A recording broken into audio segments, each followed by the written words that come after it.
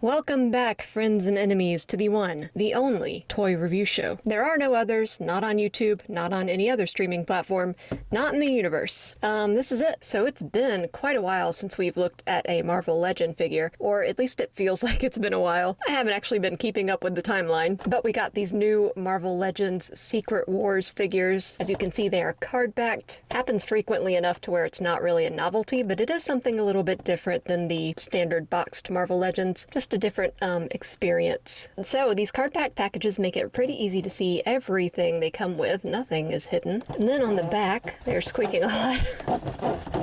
And then on the back we have pictures of everything else that comes in this wave, and we have character bios with some nice illustrations. So these are the only two characters from this wave we will be opening, so I thought I would go ahead and review them together. Amazon did do quite a job shipping these. This one looks fine, but this one is definitely squished, and some people do collect these without opening them up. If we were one of those people, this would be a problem, but we are going to open her up. In addition, there is a QC issue on Magik that you can see through the packaging, and that is a very unfortunately placed black dot right on her chest. Hopefully it's just a speck of dirt we can rub off or something. If not, it's not the end of the world. It's not too bad, but it is poor placement. So in the interest of seeing if we can get rid of that, let's go ahead and open her first. As far as characters go, I do like Daredevil more just because I've consumed more Daredevil media, but I am interested in seeing this Magik figure.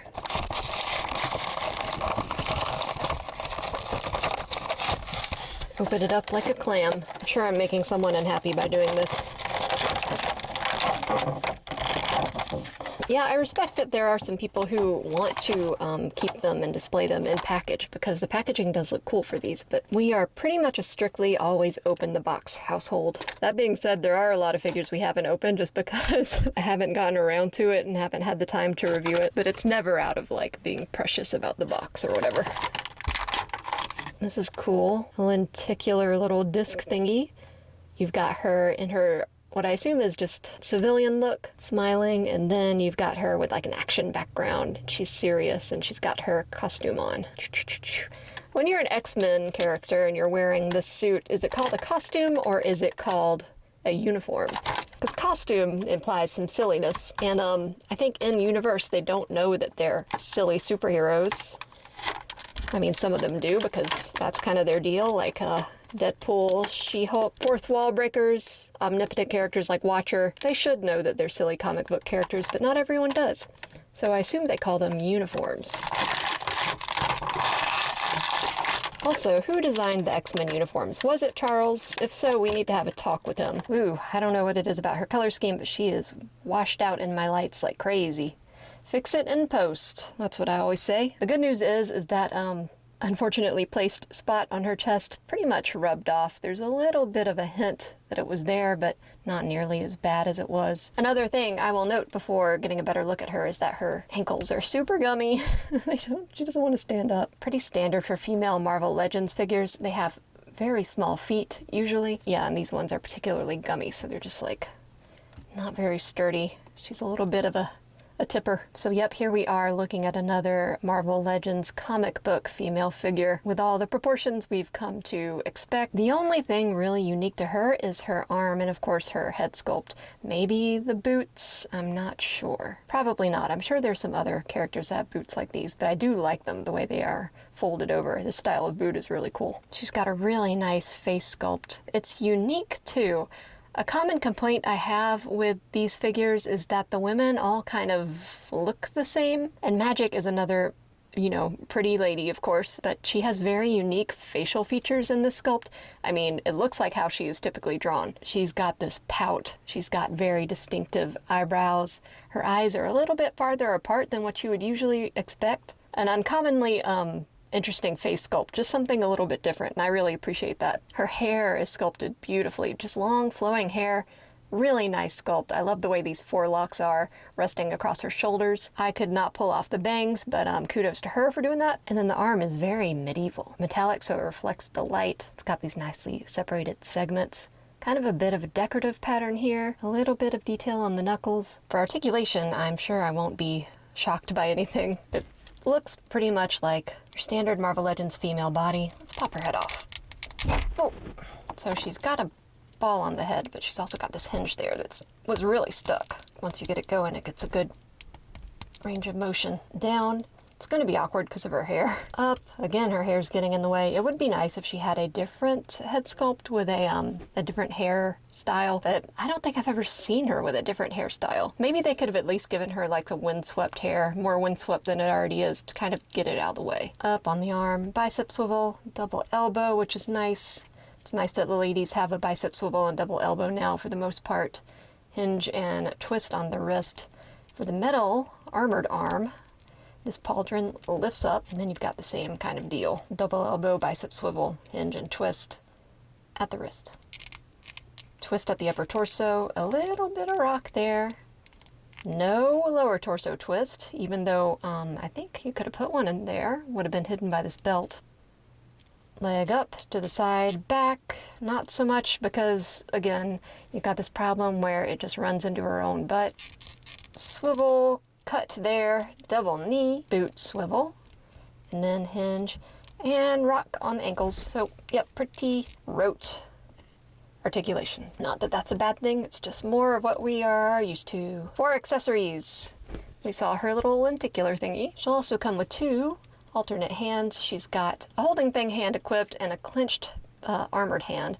We also have a relaxed or reaching armored hand, and then a fist for her gloved hand. She also gets a super cool sword and a magic effect, which is fitting given her code name. Is it called a code name if you're an X-Men? Like, is Cyclops Scott's code name? Speaking of magic, we watched that movie the other night, the New Mutants movie. That has her in it, and she is such a jerk. Also, that movie wasn't as bad as I thought it would be. Apparently everyone thought it was terrible, but I didn't think it was that bad. Probably just wasn't what people wanted or were expecting. But there was a big demonic bear in it. That was cool. I like bears. All right, let's set her aside and let's look at Matt. All right, Matt view. Not very dainty about opening these.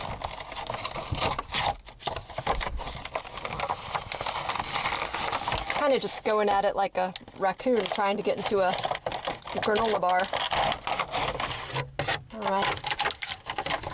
Here's Matt's little lenticular disc, which is much more of a drastic difference than Magik's. Daredevil, lawyer. Daredevil, lawyer.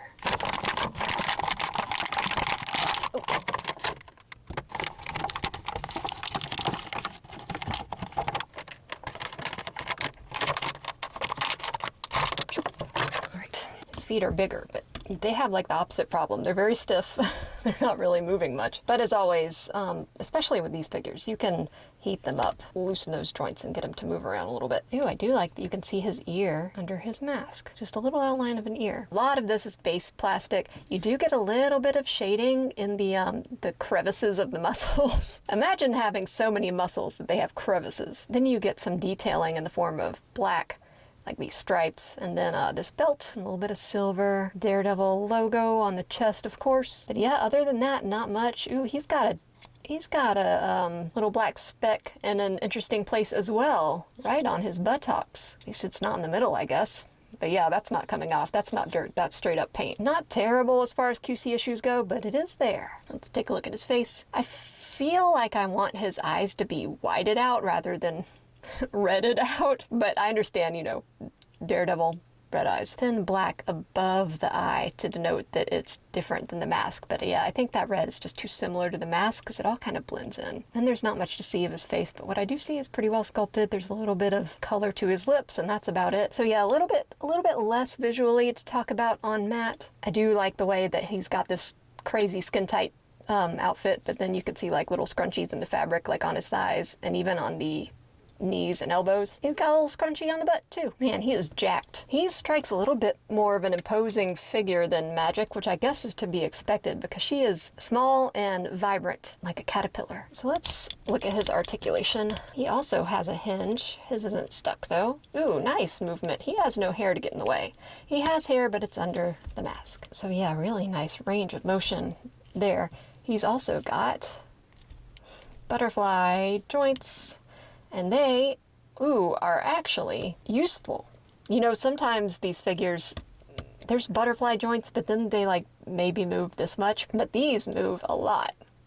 am actually kind of surprised. But yeah, that's nice, because Daredevil's very athletic. He's always flipping around and doing stuff. Up, bicep swivel. He's got a double elbow as well, of course. Hinge, swivel on the wrist. Looks like these are lateral hinges, which makes sense for his weapon, I suppose. A lot of movement on the upper torso. He also gets a crunch, whereas Magik did not. And the bulk of that is hidden by this belt. Up, to the side. Ooh, his butt gets in the way as well. Not quite as bad as Magik, but still. Double knee. He also has a boot swivel at this line here.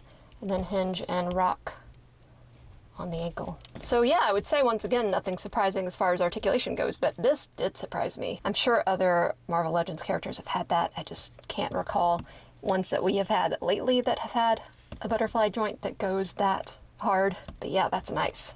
He is going to be very dynamic, I feel. Not super good at posing, but even I was able to get him into a somewhat interesting pose in a span of a few seconds. You'd think I'd know how the human body works, given how long I had to study it, but you'd be wrong. So we saw this as I was taking him out of the package, but here are his accessories. Stand up, Matt. He's got 2 extra hands. He's got a fist and a relaxed hand. Oop, there goes my air conditioner. Sorry about that. I try to film while it's not running, or turn it off, but it's just too hot. I gotta have it on. I'm sorry. I know it's really loud. He comes with this wah wah wah wah. This kind of Spidey sense effect. I know he doesn't have Spidey sense, but it's like a similar thing. And he also has his baton. And this actually comes apart. Don't lose this little connector piece, and you can stick it down in this holster. So that's cool. I like that visual quite a lot. But yeah, this is going to be easily losable, so be careful there. And then for the effects piece, you can plug it into the back. Oh, he's sensing something. What is it? It's Kingpin coming back again, because they're afraid to introduce any new main villains to the show. Yeah, very neat. Alright, so here they are together, and I think they look really nice. So let's take a look at them with some other figures. Here is the new Kitty from the Kitty and Colossus 2-pack. So I think she is from a different run. It is bothersome to me how the yellows don't match on the outfit. Can't have Magik without Colossus, so here's how those two stack up. They look really good together, but once again, their yellows don't match, and that bothers me a little bit. So let's put him behind her. He's a big guy. Who else do we have? In keeping with the theme, you know, Magik and Daredevil have both had their issues with demons, be it physically or metaphorically. Here's D13 Studios' Biblical Demon, so that can terrorize one or both of them. And this is a McFarlane Toys Spawn Demon, who is so big it doesn't even want to fit in my viewfinder all the way. So Magik looks really cool. Daredevil, the articulation surprised me, and he's definitely able to get into some really neat poses, which is appropriate. So 2 very solid figures from Marvel Legends. And that's going to do it for today. As always, thank you guys so much for watching. Likes and subscribes are very much appreciated. Comments are more than welcome. And I'll see you guys on the next one. It's so hot.